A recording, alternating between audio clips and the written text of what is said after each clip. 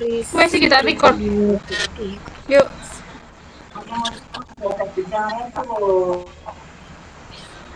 Wes tanya. Wes kita mau. Oke, assalamualaikum warahmatullahi wabarakatuh. Selamat sore teman-teman semuanya. Jadi pada pertemuan kali ini kita akan membahas artikel yang berjudul Minimalist Conception of Democracy. Nah, mungkin kedepannya informasi dari yang kelompok kami sampaikan dapat memberikan informasi lebih lanjut kepada semua khalayak. Sebelumnya, perkenalkan anggota kelompok kami. Yang pertama ada Izzatunisa Alifia Rohma dengan NIM 040, Mahlul Fadilah dengan NIM 006, Oktavia Ramadhani dengan NIM 014, Jaza Erina Silvaskonda dengan NIM 028, Siska Eva Putri Anggreni dengan NIM 051. Oke, tanpa berlama-lama, saya persilakan kepada pemateri. Oke, artikel berjudul Minimalist Conception of Democracy, a Defense karya Adam Przeworski membahas tentang pembelaan terhadap konsep demokrasi yang bersifat minimalis. Dalam tulisan ini, Przeworski mengacu pada pemikiran Schumpeter yang menyatakan bahwa demokrasi pada dasarnya adalah sistem di mana para pemimpin dipilih melalui pemilu yang kompetitif. Artinya, demokrasi tidak perlu dibebani dengan terlalu banyak standar normatif seperti keadilan sosial, kesejahteraan, atau kesetaraan mutlak, tetapi cukup dipahami sebagai mekanisme pergantian kekuasaan secara damai melalui pemilihan umum. Penulis mengkritik pandangan yang terlalu ideal tentang demokrasi, yaitu yang menganggap demokrasi harus selalu menghasilkan kebijakan terbaik, menciptakan konsensus, atau menyelesaikan semua konflik sosial. Nah, menurutnya dalam masyarakat pasti selalu ada konflik kepentingan, perbedaan nilai, dan pertentangan antar kelompok. Karena itu, demokrasi itu tidak bisa dinilai dari kemampuannya menghilangkan konflik, tetapi dari kemampuan mengelola konflik tersebut tanpa kekerasan. Przeworski juga menegaskan bahwa pemilu bukanlah alat untuk menemukan kebenaran bersama atau keputusan terbaik bagi semua orang, melainkan cara yang paling realistis untuk menentukan siapa yang berkuasa. Demokrasi menjadi penting karena memberi kesempatan kepada rakyat untuk mengganti pemerintah tanpa pertumpahan darah. Jadi, inti dari demokrasi dalam pandangan minimalis adalah sebuah prosedur, bukan hasil kebijakan. Selanjutnya akan dijelaskan rekan saya.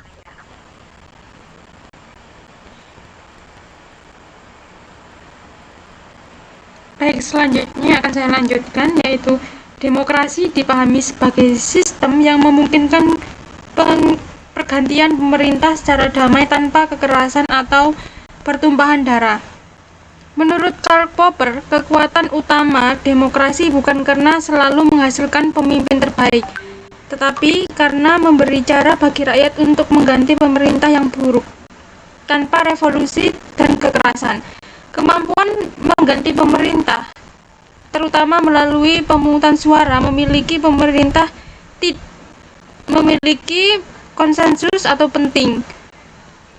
Jika pemerintah dipilih secara acak, misalnya dengan undian, maka pemerintah tidak memiliki tanggung jawab kepada rakyat karena tidak ada sanksi elektoral dan tidak ada dorongan untuk bertindak mewakili kepentingan rakyat. Akibatnya, hubungan antara rakyat dan pemerintah menjadi lemah. Sebaliknya, dalam demokrasi, kemungkinan pergantian kekuasaan secara berkala membuat pihak yang kalah bersedia menerima hasil karena mereka masih memiliki peluang untuk menang di masa depan.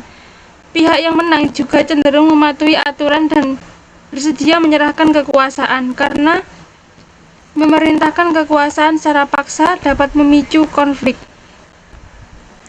Dengan demikian, demokrasi menciptakan keseimbangan politik yang mendorong semua pihak menyelesaikan konflik melalui aturan, bukan kekerasan. Intinya, demokrasi berfungsi sebagai mekanisme peraturan konflik secara damai, karena semua pihak percaya bahwa kekuasaan dapat diperoleh dan diganti melalui prosedur yang sah dan berulang. Selanjutnya akan dijelaskan teman saya. Nah, yang selanjutnya di sini penulis juga mempertanyakan mengapa demokrasi dan pergiliran kekuasaan penting untuk menjaga stabilitas politik. Nah, jawabannya itu jika seorang pemimpin memiliki kekuasaan penuh untuk mengatur peluang terpilih kembali atau menentukan seberapa besar keuntungan yang diambil dari kekuasaan, maka dia bisa bertindak secara semena-mena.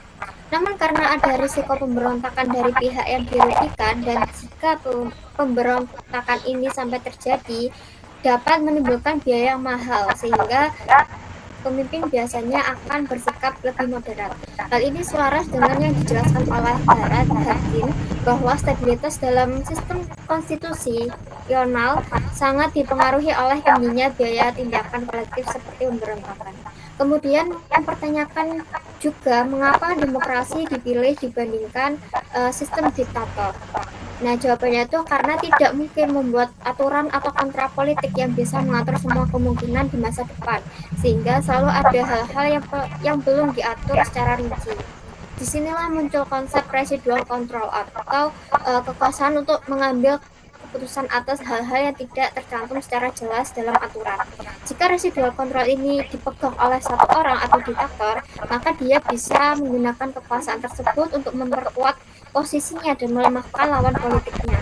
Oleh karena itu, untuk mencegah penyalahgunaan kekuasaan dan konflik, para aktor politik sepakat membuat konstitusi yang membatasi kekuasaan sekaligus membiarkan residual kontrol bergilir melalui mekanisme pemilihan umum. Nah, kemudian dalam demokrasi keputusan diambil melalui pemungutan suara sehingga selalu ada pihak yang menang dan pihak yang kalah.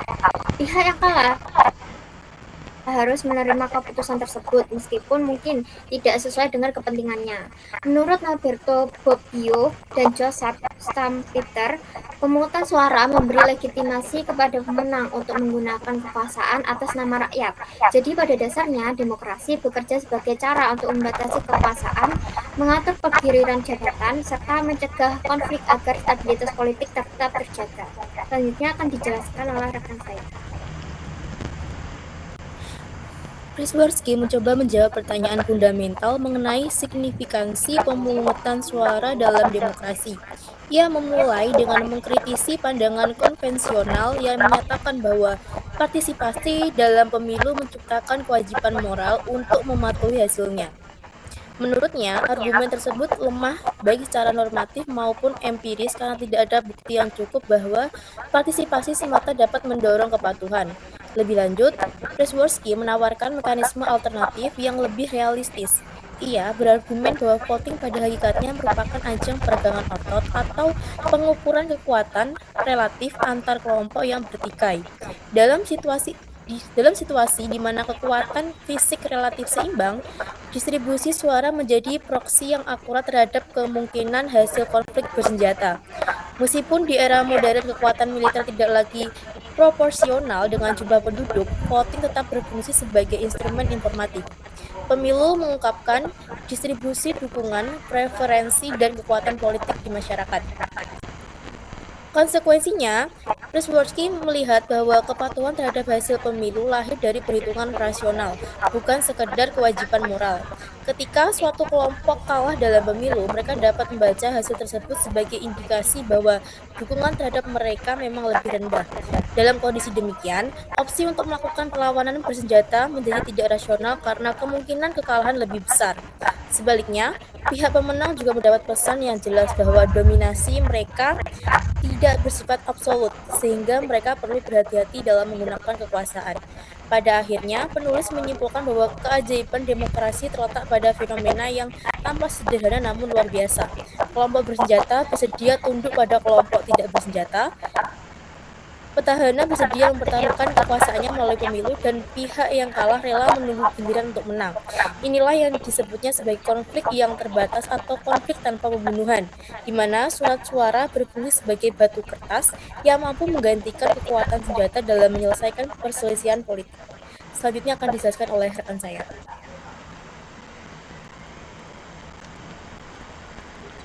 Baik, yang selanjutnya yaitu Adam Przeworski membela pandangan bahwa demokrasi itu sederhana, yaitu sistem di mana pemimpin dipilih melalui pemilu yang kompetitif. Ia menolak kebiasaan menambahi definisi demokrasi dengan nilai-nilai seperti keadilan atau kesetaraan, karena menurutnya itu urusan terpisah. Przeworski berangkat dari kenyataan bahwa di masyarakat pasti ada konflik kepentingan. Nah, demokrasi itu penting karena bisa menyelesaikan konflik tanpa kekerasan.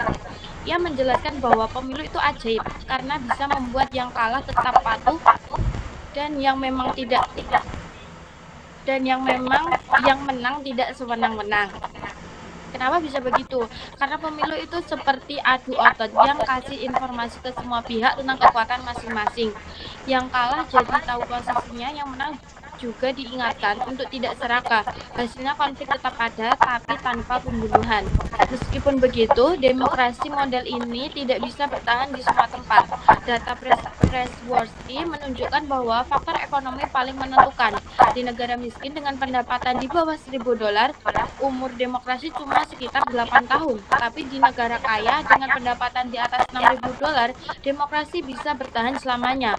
Selain ekonomi, demokrasi juga lebih stabil kalau tidak ada satu partai yang mendominasi terlalu kuat dan kalau menggunakan sistem parlementer daripada presidensial.